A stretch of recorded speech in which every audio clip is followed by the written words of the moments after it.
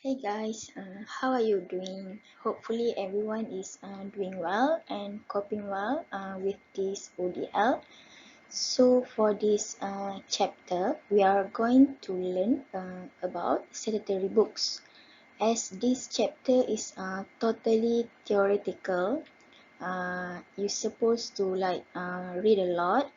So what you need to do is stay tuned, tengok je these videos. Along the videos, I will highlight some checkpoint or tasks that you need to complete. Everyone, each of you will get different tasks that you need to complete. So you need to focus which task that meant for you. Okay? So let's get started.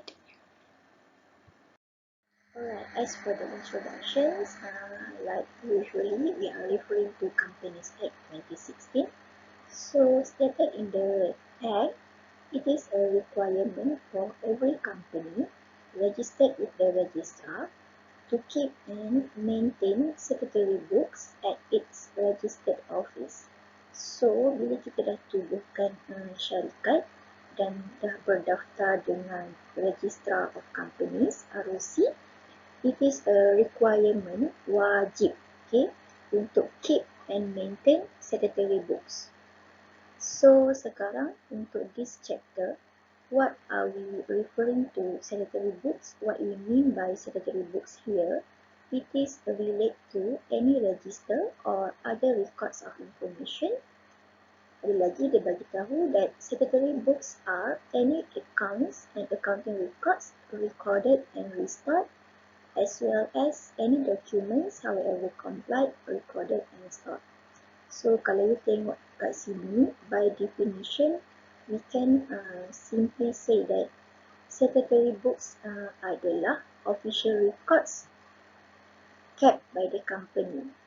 Any records yang official kept by the company and it relates to legal and statutory matters. Benda-benda, so dia bukan benda lah, macam all the document yang you record and you simpan dan berkaitan dengan legal and statutory, berkaitan dengan perundangan. Okay. So, according to Companies Act, we have like 8 statutory books that need to be maintained and kept by the company. Kita ada Register of Members, Register of Directors, Managers and Secretaries. We have Register of Debenture Holders. Next, Register of Substantial Shareholders. Number 5, Register of Directors' Shareholdings, Debentures and Interests. Next one, number 6, Register of Charges, Books of Accounts, as well as the minutes. So we're going to look at these in details in the next slide. Okay, the first one, we have Register of Members. Kalau dalam bahasa Melayu dia, daftar anggota. Which sound very weird lah. Okay, so kita stick dengan Register of Members lah. So, this one, dia punya section is section 50. Stated that every company shall keep a register of its members. Memang nak kena ada satu daftar ataupun list of its members. So, daftar of dia punya shareholders. And dalam record tu, it should include the names and addresses of each members. Identity card number, nombor IC, nationality and the usual place of residence. You punya kewarganegaraan and alamat lah. Number of shares held by each member. Berapa yang setiap member tu dia punya number of shares. Share certificate numbers and amount paid or agreed to be considered as paid on the shares of each member. Bukan sekadar bilangan unit of shares, dia nak tahu juga berapa yang shareholder tu dah bayar. The date at which the name of each member, each person was entered in the register. So, bila tarikh that member become a member. The date at which any person ceased to be a member. Sometimes kita akan ada yang a person dia nak stop from being a member. So dalam that register kena ada juga tarikh bila orang tu berhenti ataupun menarik dirilah daripada menjadi member of a company. Next one ada allotment of shares to members and the number of shares comprises in each allotment. So kalau you tengok dekat sebelah tu I letak satu ikon I. This one adalah task number 1. Task number 1, I nak you explain apakah yang dimaksudkan dengan allotment of shares. So for this task, orang yang terpilih adalah Cik Anissa, Munira, Zalifah and Hilmi. What you need to do is you kena pergi comment dekat comment section in learning activities tu. So explain to us what does it mean by allotment of shares. Okay, kita masih lagi dekat register of members. Now we are looking at index of members. This one dia applicable for a company having more than 50 members. So if you still remember, hari tu kita dah tengok types of companies. Kita ada private limited companies as well as public limited companies. Untuk private limited companies, the number of members 1 and maximum 50 kan. Tapi untuk public limited companies, dia punya members tak ada maximum. You boleh ada seorang sampai lebih lah, bukan infinity lah, maksudnya lebih daripada 50 members. So this one sebenarnya dia tengah refer kepada public limited companies lah, which having more than 50 members. Kalau kita punya shareholders tu ramai, lebih daripada 50 orang, macam a bit hassle untuk you buat register of members kan, sebab seorang tu nak kena tahu dia punya alamat, nombor IC, kewarganegaraan. Jadi susahlah bila kita ada members yang ramai. Therefore, it is recommended for company having more than 50 members to have an index. Index ni sama je macam register tadi, macam daftar tadi, cumanya dia buat dalam bentuk index. Kalau you selalu tengok, kalau ada textbook ke buku ke index tu, dia akan susun ikut alphabetical order kan. So A, so siapa shareholders yang nama dia start dengan A. B, the name of the shareholders that started with B. Jadinya senang lah bila kita nak refer.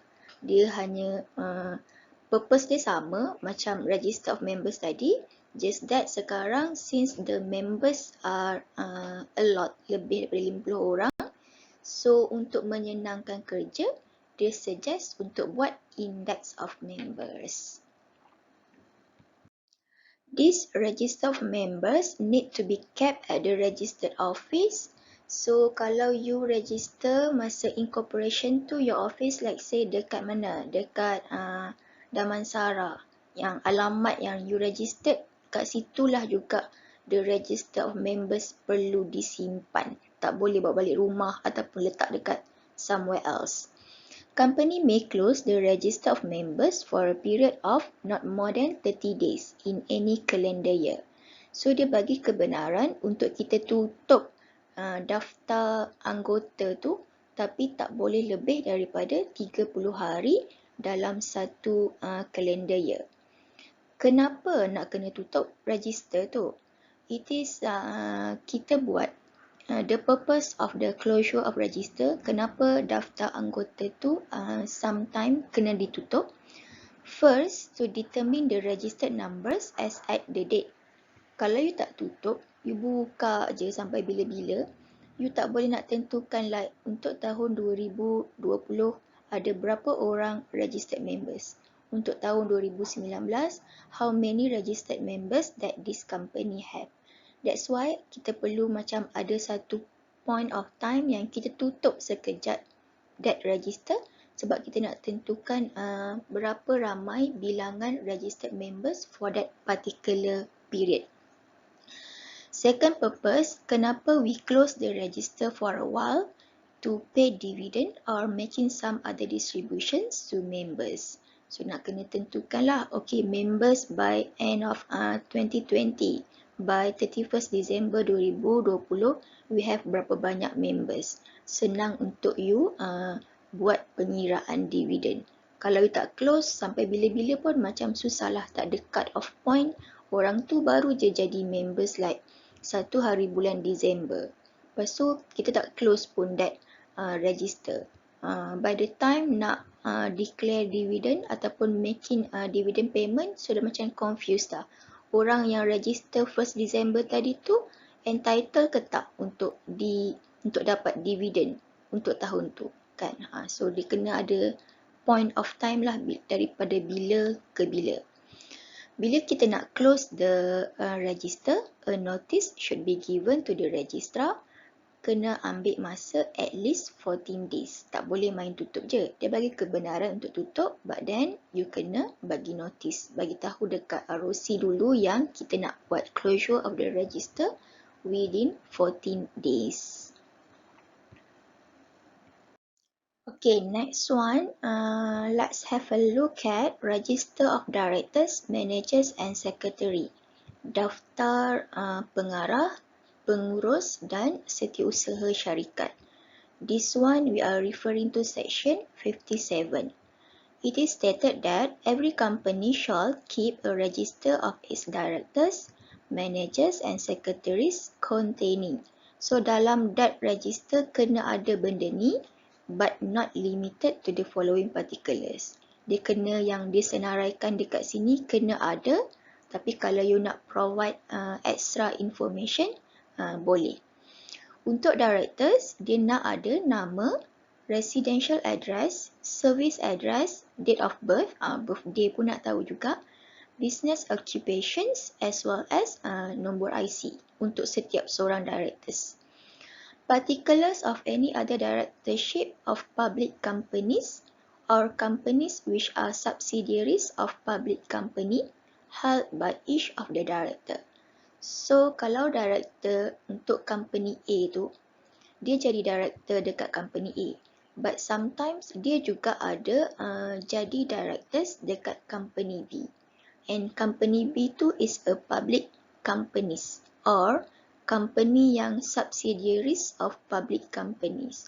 So, dia nak tahu dalam register of directors tu nak kena tulis ataupun nak kena ada information yang berkaitan dengan directorship of that director dekat public company, dekat company yang lain.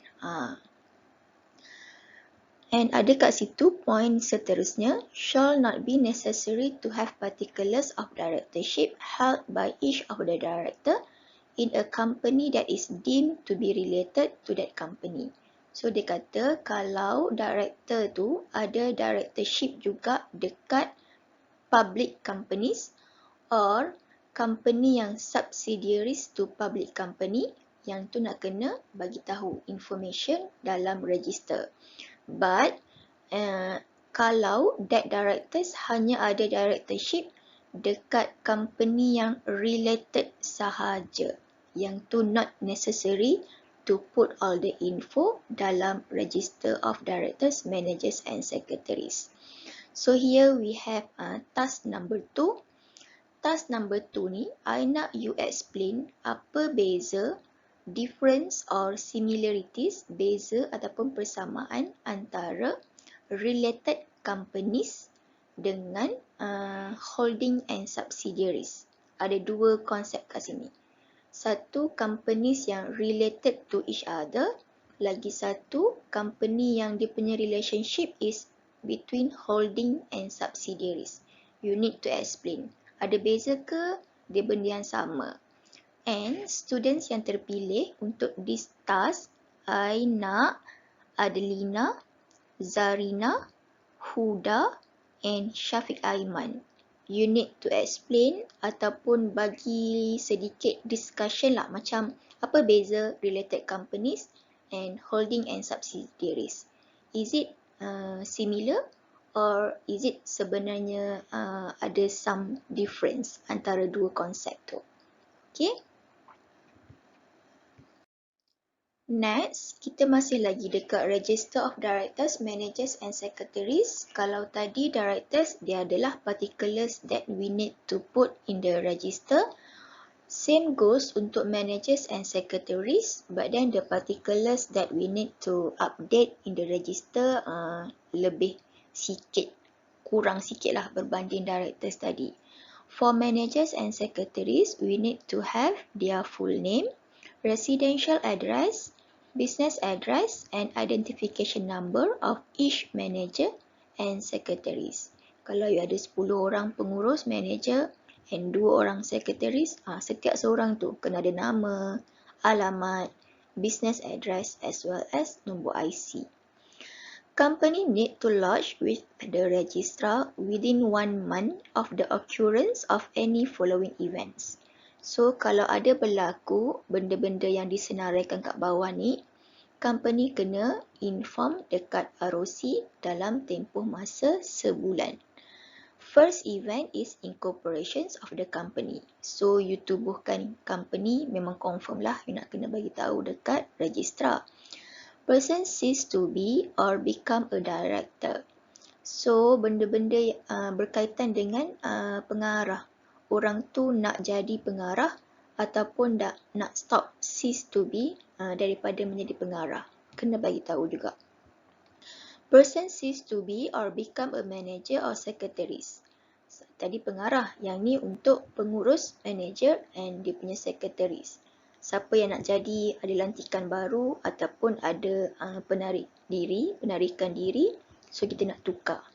Change in names or residential address. Kalau ada pertukaran nama, which is macam very unlikely lah kan, tiba-tiba orang tukar nama, tapi ada je case yang dia tukar nama and tukar alamat. Tukar alamat ni selalulah common. So, bila ada pertukaran residential address, nak kena update dalam register, as well as we have to inform or lodge that information with the registrar. Next one, we have register of debentures holder, and section relevant to this is section 59. Every company which issues debentures, and here noted that not being debentures transferable by delivery, shall keep a register of debenture holders. So, nampak macam pening sikit kat situ. So, dia kata setiap company yang ada issue debentures kena ada register of debenture holders. So, nampak kat situ ada task. Task nombor 3. I nak you explain what is debentures. Debentures sama ke tak dengan share? Satu, explain what is debentures, and you need to explain also apakah yang dimaksudkan dengan debentures transferable by delivery.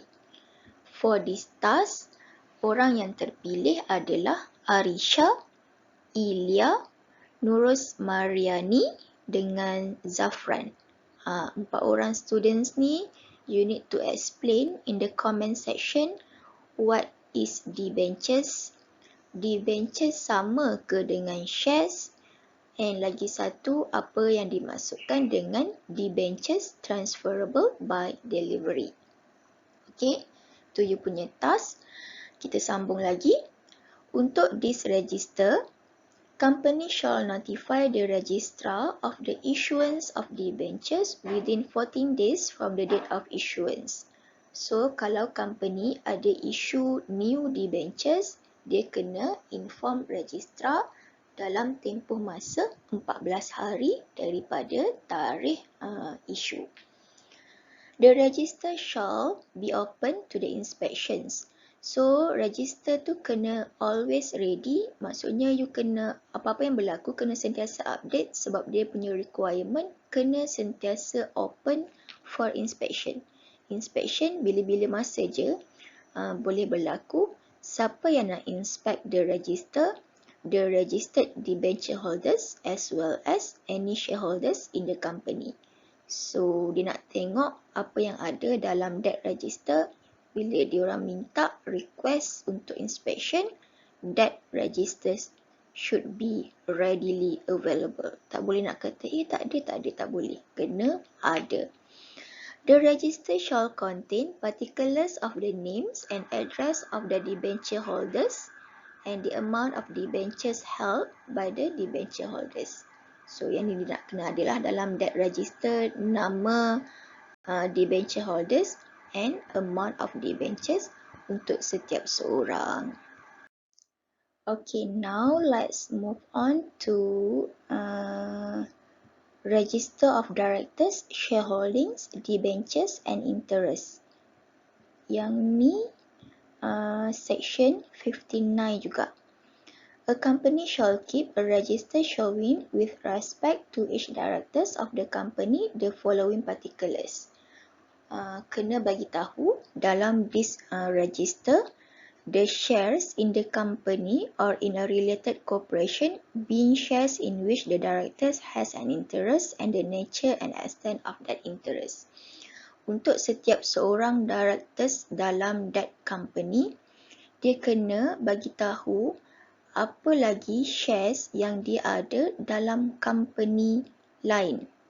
So, shares yang dia ada dalam company dia, company sekarang ni, let's say directors of a company A, di dalam register of directors ni, shareholding, debentures and interest, directors tu nak kena bagi tahu information yang berkaitan dengan shares dalam this company, company A, as well as dalam company-company yang lain. Sebab kita mungkin jadi directors untuk satu company, so kita ada shares dalam that company, and at the same time, kita ada juga shares dalam company yang lain. Debentures or participatory interest. Sama juga konsep kalau kita directors company A, tapi kita ada debentures, we are also the debentures holder or dalam this company ataupun dekat company lain. Kena juga ada that information, as well as the rights or options of the directors and other person in respect of the acquisitions or disposal of shares in debentures or participatory interest made available by the company or a related corporation. So as the name implies, register of directors, shareholding, debentures and interest, dalam daftar ni nak kena ada information yang berkaitan dengan pegangan saham berkait dengan pengarah tu, dia punya debentures and kepentingan lah, interest.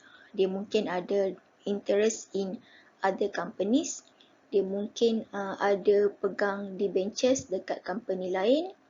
Semua that information kena ada dalam register of directors, shareholdings, debentures and interest. Next one, statutory books number 5, we have register of substantial shareholders. Okay, so kat situ ada icon task. So untuk this one, nombor task yang seterusnya ni, I nak you explain apa yang dimaksudkan dengan substantial shareholders. Sebab tadi the first book yang kita tengok, register of members. Members is shareholders. So kenapa nak kena ada another register untuk substantial shareholders? Apa yang dimaksudkan dengan substantial shareholders? Sama ke tak substantial shareholders dengan members? Okay. For this task, orang yang terpilih adalah Farah Nabila, Amin Irfan, Wimi Stephanie dengan Nasiha. These 4 students, I expect you untuk buat sedikit research, cuba Google atau cari kat mana-mana apa yang dimaksudkan dengan substantial shareholders. Okay, so back to our lesson today. Register of substantial shareholders. This one is a requirement under section 144. Nak kena ada dalam that register the name of persons in alphabetical order from whom the company received notice under section 137. and the information given in the notice against each number entered in the register. So here dia kata dalam daftar ni kena ada nama orang dalam alphabetical order ikut susunan abjad daripada mana company receive notice under section 137. And kat bawah tu section 138 and 139.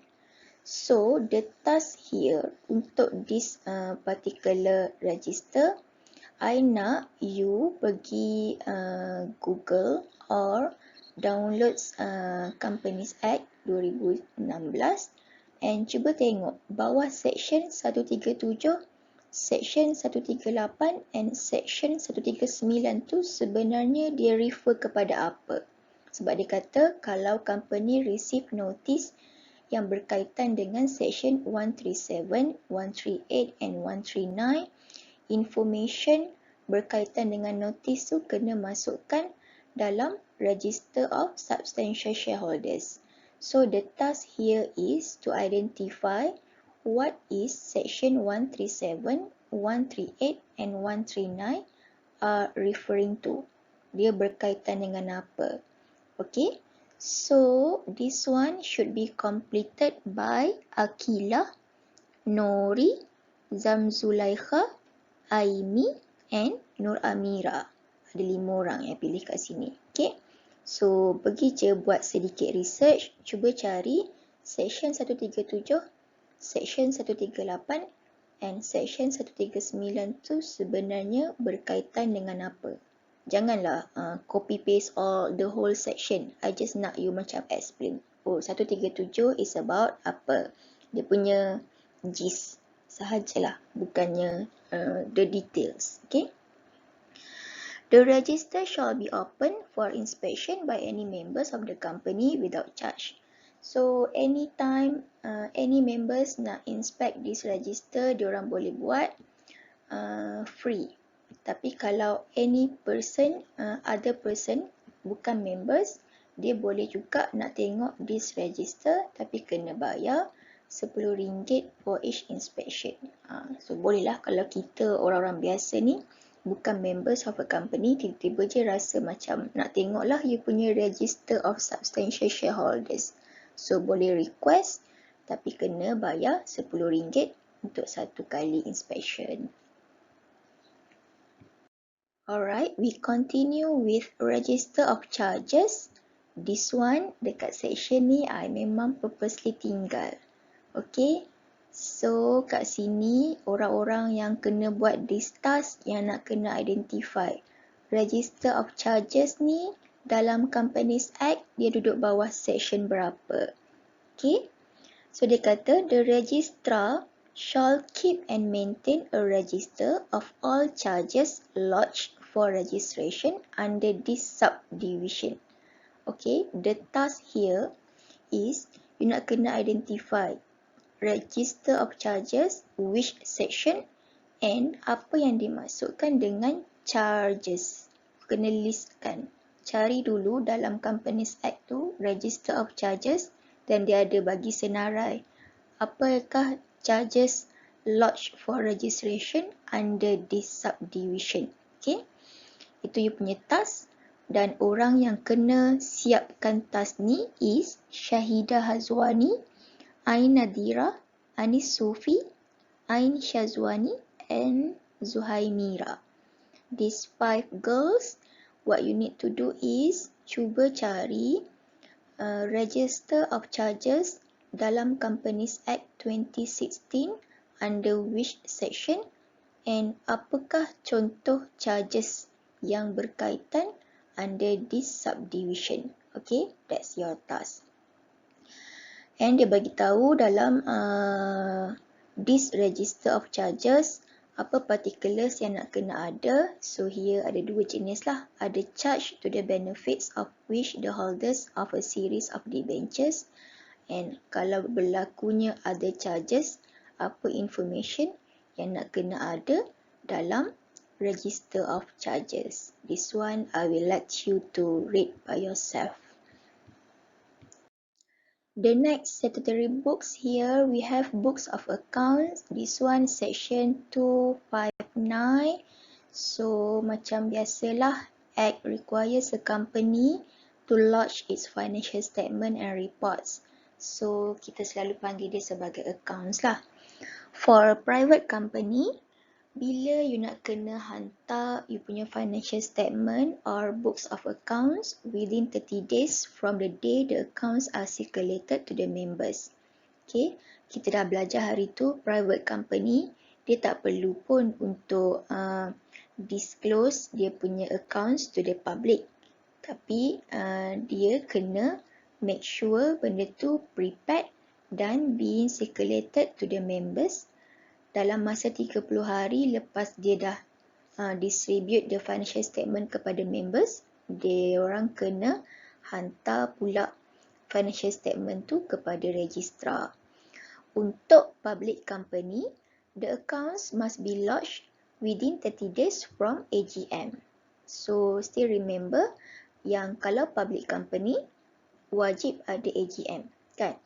30 hari daripada tempoh AGM tu, public company kena lodge financial statement or its accounts to ROC.